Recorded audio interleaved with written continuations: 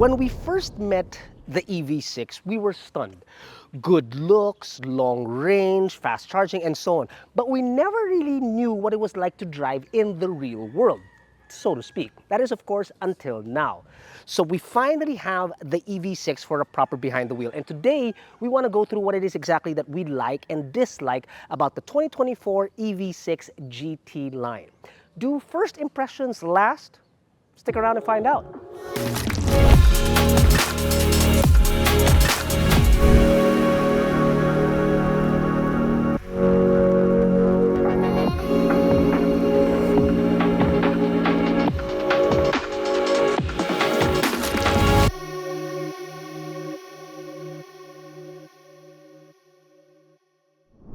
The Kia EV6 GT line comes in at 3,788,000 Philippine pesos. Its closest rival, the Ioniq 5, comes in at 3,698,000 Philippine pesos. So that's a 90,000 peso difference for what is very, very similar underneath. But I feel these two cars are posed quite differently. Whereas the Ioniq 5 is geared towards more the younger at heart with its retro futuristic styling. Whereas the EV6 is more driver-centric and a bit more executive. That's a friendly way of saying older. I was being nice to myself, Jack.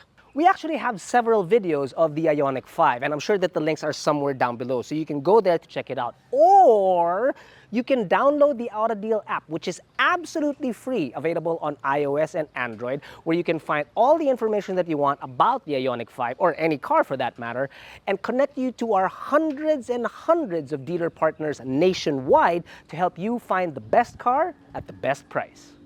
Starting off with its looks, it has quite a unique silhouette, doesn't it? The front clip sits down really low, making it very sharp and sporty. The roofline tapers down towards the rear, almost giving it a, dare I say, shooting brake look, you think? The taillights are part of the car's overall shape too. The position light bar in the middle gives it a little lip spoiler to finish off the rear. Speaking of lights, the headlamps on the EV6 are quite smart. There are a lot of cars with auto high beams now, but here in the EV6, it doesn't just turn on and off. The car smartly turns off parts of the high beam to avoid blinding oncoming traffic. It was pretty snazzy. The wheels are 20s, but they're not very giving, as the kids would say nowadays. They look like electric fan blades. I'm not a very big fan of it. Shut up. Ground clearance is at 160 millimeters, which is a bit lower than your average crossover, like let's say for example the Seltos, which has 190 millimeters for context. The sloping roofline can compromise space a bit, but it still gives you 500 liters of space back here, which is even enough for a balikbayan box and overnight luggage. Granted, you do have to take out the tonneau, but still, you have all that space. And then of course, it maximizes like there's no tomorrow. When you fold the rear seats, you can fit in probably another 2 balikbayan boxes in there. Another source of space is the frunk of the EV6, which is quite large, surprising really, more than enough space to definitely carry your mobile charger. And this little beauty right here, which is your V2L adapter, which is basically what this guy does is that it makes this beautiful car one of the largest and prettiest power banks available. Speaking of charging, the EV6 is capable of super fast charging, where Kia claims it can get back 100 kilometers in about 4.5 minutes. However, there is no capable DC charger to maximize the EV6's potential to date. Currently, there's none. As for personal experience with the EV6, it was Jack that took it upon himself as sort of like a challenge to see what it would be like to only charge the vehicle outside of his home, therefore simulating what it would be like if you didn't have a charger at home.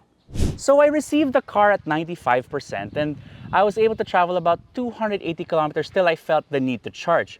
So it's like, you know, this does have a really big battery at 77.4 kilowatt hours, and Kia does have a claim range of 528 kilometers. So it was pretty good, and like since since I do have some experience with EVs, I never really felt the range anxiety. So even though I did a bunch of errands around the metro, went all the way out to Tagaytay, and even going back home, I felt like I didn't need to stop by Mamplasan to charge. It was the following day when I realized there are a lot of chargers popping up around the metro. So if you do have a routine that you can follow, and you have, like, you go to a mall or you do groceries to where there's a place that has a charger in the parking spot, I feel like a car with this much range, this can definitely serve as an EV for you, even if it's your only car. Say it, even if it's your only car, because the range is so long that you really won't feel too worried about it, especially if you're just in the city, because there are so much chargers popping up all around. Okay, so stepping inside, let's start with what I'm not the biggest fan of. First, the seats, although they're great, they feel good to the touch. Yes, with the combination of suede and leather, they're not very supportive. They don't have a lot of bolstering, but I guess that's that way because they're trying to maximize the space back here. Because, like, there's no center tunnel, so that means putting 3 passengers back here isn't an issue at all. I also am not the biggest fan of the fact that there is a butt warmer that's available on the rear seats by a button here on the door, which is right next to the window. So if you mistake that for the button of the window, then it's going to be a slidey situation for you back here. But what is great is the amount of room that you have back here. For instance, this is Jack's normal driving position, and I can easily cross my legs because there's really a lot of room. Headroom might be a bit compromised by the sloping roof line, but for me, isn't an issue. Maybe people for Jack, that might be a bit of an issue. Toys back here include a center armrest with 2 cup holders. There's also a doorway that leads you into the back so that you can get anything from the back that you want, or perhaps load something long like a 2x4 or a ski. Why? Why? I have no idea. Maybe it's a ski for the water. Aww. There are no air vents found here in the front, center, or charging points because the charging points are found actually on the seats itself, which actually I like. It feels like it's saving space somewhat, although it's like that big. But what I really love about this car is the fact that the air vents aren't located in the center, but rather on the B pillar. Now, it's not groundbreaking by any means, but I love the fact that it's there, and if there are 3 passengers back here, the air will not be impeded by any knees. So that means the cabin itself still can get cooled very, very well. That I do appreciate. Oh, sorry. There is also a plug here in the bottom. Ta-da! A 120 volt. So if you're on your laptop and you got to charge it, bingo! In the driver's seat, getting into the proper position, not an issue because both seats are powered and the steering wheel is telescopic, so that's nice. Also, if you're not the only one driving this car, there are memory seats also. So that's really nice, especially if like you and your wife are sharing this vehicle. In terms of comfort, the seat material is roughly the same as what it is in the rear, suede in the center and leather touches on the side. A nice little touch is the headrest here. It moves forward. It clicks, clicks, and then clicks again so that it can, support you if you need it. And then you just pull it and boom, it goes back again. And also in the seats, much like the rear, you can warm them up, but why would you in the Philippines? However, here up front, unlike the rear, you can cool them off, which I like very, very much to keep my tukas nice and cold. The screens directly in front of you are both 12.3 inches. This is, of course, your instrument cluster, and this is your touchscreen infotainment system, both that has Apple CarPlay and Android Auto, which we like, very easy to use. The screens are full color and it displays all the information that you need. I like that. What I don't like though is that the phone mirroring options are not wireless, meaning Apple CarPlay and Android Auto are both wired, which is, I guess, okay with the amount of sockets that you have up here. It's really a myriad of sockets. I just wish that this being such a technologically advanced vehicle, you'd want wireless Apple CarPlay and Android Auto, much like the wireless charging that you have down here. What I do like, and what Jack really likes, is that there are physical controls to get to the air immediately. And it's in this panel, which by the way is mimicked now in other Kia vehicles, much like in the new Carnival. You can get to your air or your control or your other driver functions inside by just simply pressing a button. So this panel doubles as your air, and then it also doubles as what it is that you need to navigate your infotainment system, which is pretty darn good. I like that. What I don't like so much, piano blacks. There is a lot of it inside this car, and it's all over. And I can see my fingerprints and Jack's fingerprints. And was Earl inside this car? How would you know? Because it's tiny. Ooh. Oh, and I almost forgot. How could I? The sound system inside this car, the Meridian sound system, it's just, ooh. Oh, something else. The bass has nice growl to it. It's got good gapang to it, but it doesn't sound distorted. And then the highs sound really, really good. It is a premium sound system that I like. I'm a bit spoiled on that, and I would have expected more, like a panoramic roof. To be honest with you, it doesn't really matter to me because I'm not a fan of sunroofs in the Philippines anyways. But I will say that regardless of that, it doesn't take away at all from the general aesthetic of this vehicle, because it just looks absolutely great. If I told someone 7 or 8 years ago that this was a Kia, they might look at me like really strangely, because it just looks so premium up in here. Anyway, enough chit chat. Let's hop in this sucker and get on the road. But before we do consider subscribing to our channel, because we create all of these videos just for you guys.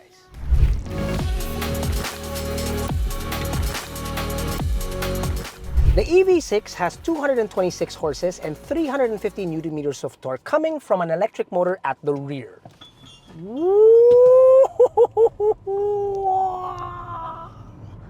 So whisper quiet. I love it. And that power comes in almost instantly, since it is, after all, an electric vehicle. There's no waiting, there's no turbo lag, there's no shifting. It's just absolutely instant. And that power and speed isn't only good for when you're at a standstill. It's great out on the highway too, because it makes for overtaking a lot of fun. Now out here in the small portion that we have, we've got some twisties, and I gotta tell you, the car is a lot of fun, but there is a little bit of body roll. That's mainly because of the weight of the vehicle, the batteries underneath. But because of that weight, it also feels very planted. And to be honest with you, the quick acceleration really, really makes up for it.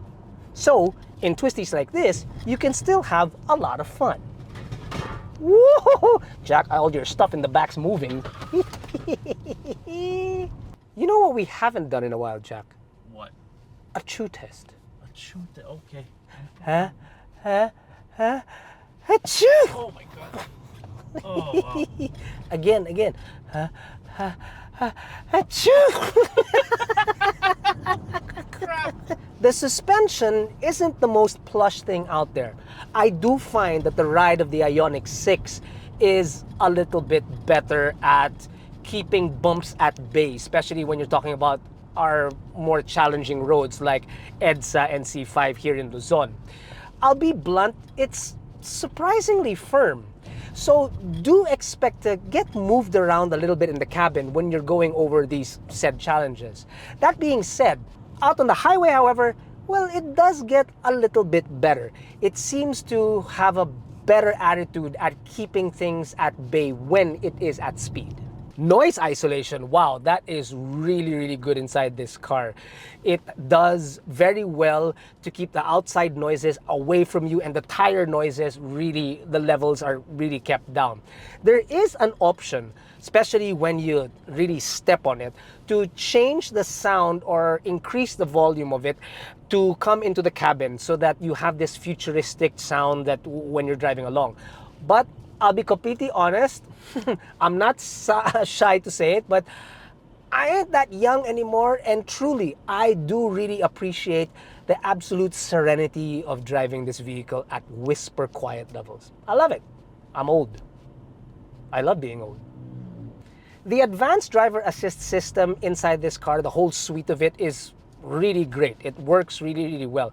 As I have my adaptive cruise on right now and there's a tricycle in front of me. It works great at keeping a safe distance from automobiles directly in front of you. Now this is great either on the highway, which is a welcome assist to drivers, especially on long drives, or even in our traffic-laden streets like, unfortunately, EDSA, again, I have to mention it, to give you a nice break so that you can, kind of relax inside the car and not feel as if that you're compelled to always be on. With the tricycle in front of me, I'm traveling at 48 kilometers per hour. I change lanes and it's extremely well sorted. It's already accelerating back to the speed that I want it to at 60 kilometers per hour. I'm gonna be the tricycle. Here I go, Jack. Slow down, you speed demon, slow down. There's also lane keep assist, which is again great on the highway where for when Jack, he likes to eat and drive at the same time and use his phone. I'm kidding. But it's great at keeping the car in the center of the lane. And look, I can take my hands off it and the steering wheel just moves to keep it there. So like, try to nudge it. I'll nudge it, okay, without signaling. And it brings you back to the center. Again to the left. And it brings you back to the center. It's quite intelligent. And if you don't like any of that, the beauty about it is that you can configure the system and take away any of those options that you don't want to use and drive it as you would a normal car. Now, with all that said, let's head on back and answer the one question that we had at the beginning of this video, which was, wait, what was it again? Do first impressions last? First impressions, do they last? What was your first impression of me? I thought you were the sweetest boy on the planet. But I was late. Yeah. For the very first shoot. For the very first shoot, he was late. So I said, we're going to have a problem. Which nowadays isn't anymore because Jack's actually quite early.